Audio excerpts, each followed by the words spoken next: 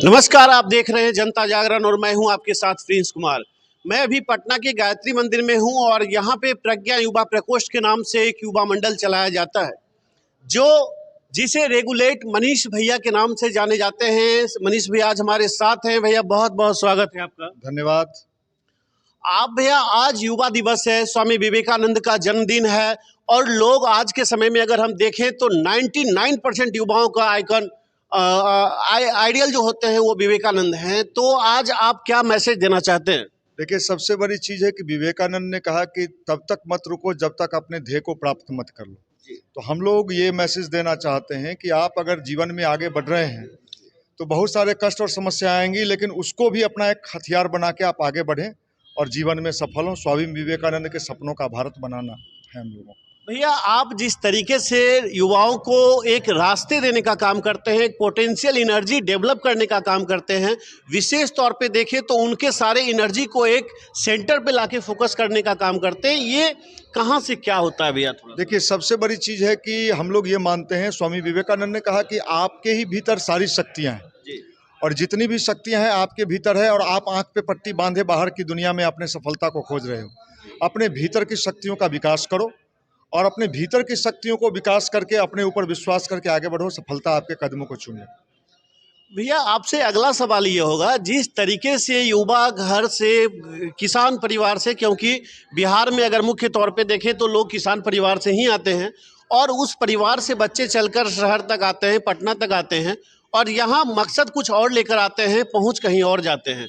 इसे आप कैसे देखिए, क्या है कि एक तो युवा है, उसका जो एनर्जी लेवल है, उसके अंदर एक जोश है, जज्बा है, कुछ कर गुजरने का मद्दा है।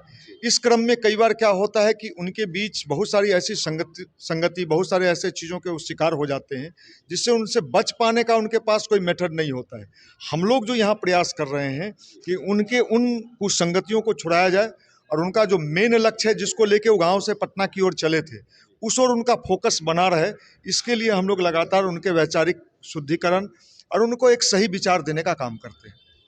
लेकिन उसके बावजूद भी भैया, अगर हम देखें तो यहाँ पे अगर बच्चे आते हैं, पढ़ाई की शुरुआत करते हैं, युवा मंडल से जुड़ जाते हैं, उसके बाद उनके जीवन में कैसा बदलाव आता है युवा मंडल से जुड़ने के बाद और पहले?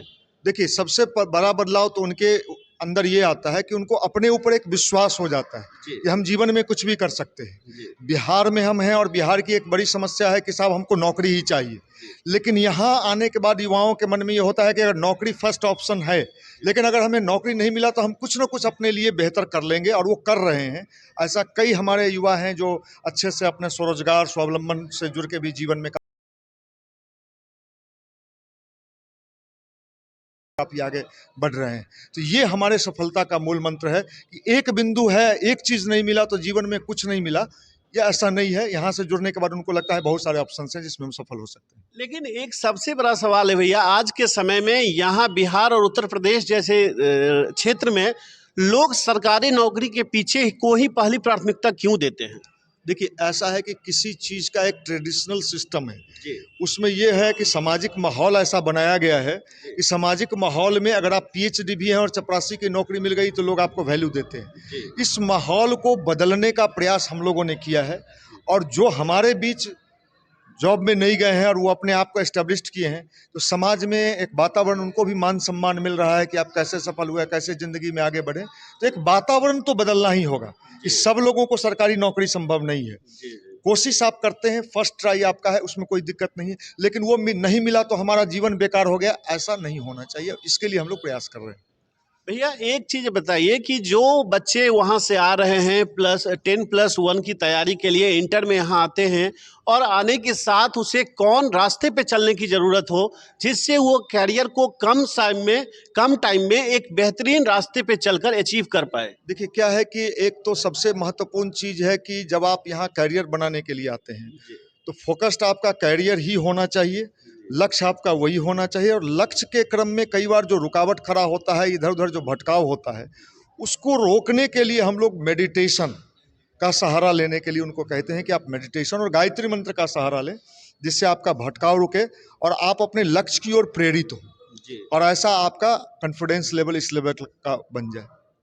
तो एक आखिरी सवाल होगा भैया आपसे कि वो जो आप सारी बातें बताए, गायत्री मंत्र हैं, सहारा लें, मेडिटेशन करें या और भी कोई रास्ता स्वाध्याय का भी सहायता के लिए आप बताते हैं, तो ये सारे रास्ते पे चलने के बाद साथ साथ एक बेहतरीन डायरेक्शन की ज़रूरत होती है, जो डायरेक्शन भी आप देने का काम करते हैं, लेकिन उसके बावजूद भी उसे कहीं ना कहीं ये लगता है कि हमें जो पोटेंशियल की कमी थोड़ी बहुत हो रही है, वो उसकी भरपाई वो कैसे कर पाएंगे? देखिए, पोटेंशियल की कमी की बात हमने कहा कि हर इंसान के भीतर परमात्मा की दी हुई असीम शक्ति है। जी अब ये सोचने का तरीका है कि हम अपने भीतर के सोचने के तरीका को कैसे सही कर सकते हैं।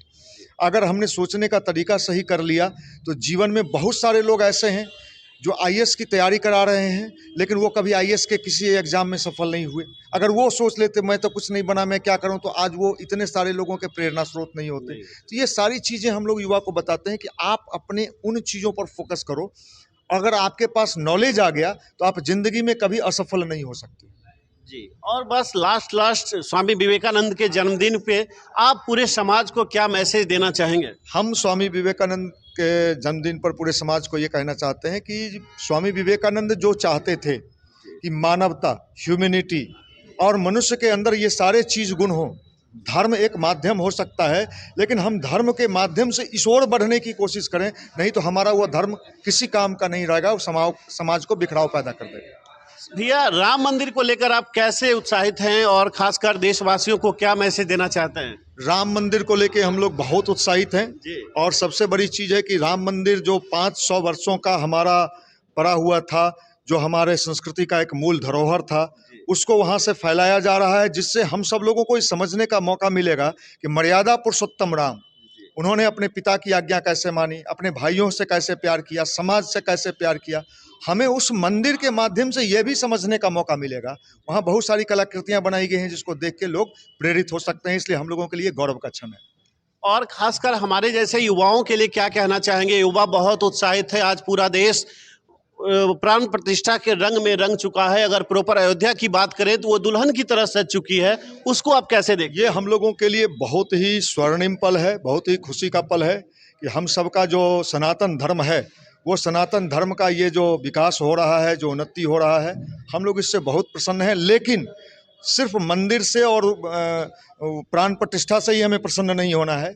हमें सही मायने में मर्यादा पुरुषोत्तम राम की जो भूमिका है और उन्होंने जो करके दिखाया है, उस ओर भी चलना पड़ेगा। हम ये चाहते हैं कि हम सब लोग उससे प्रेरित हों। चलिए, बहुत बहुत शुक्रिया भैया। आप अभी मनीष भैया को सुन रहे थे, जो युवाओं का प्रेरणा स्रोत का केंद्र बिंदु हैं और खासकर पटना में गांव गिराम से चलकर आए हुए युवाओं को एक बेहतरीन रास्ते दिखाने का काम करते हैं। उसके साथ साथ उन्हें हर ज़रूरत के साथ लोगों के, युवाओं के साथ खड़े रहते हैं और युवाओं के अंदर एक ऊर्जा भरने का काम करते हैं। तो चलिए, बहुत बहुत शुक्रिया भैया, आपने अपना बहुमूल्य समय हमें दिया, हमारे दर्शकों को दिया। चलिए, फिलहाल अभी के लिए इतना ही। आप बने रहे जनता जागरण परिवार के साथ। मैं हूँ आपके साथ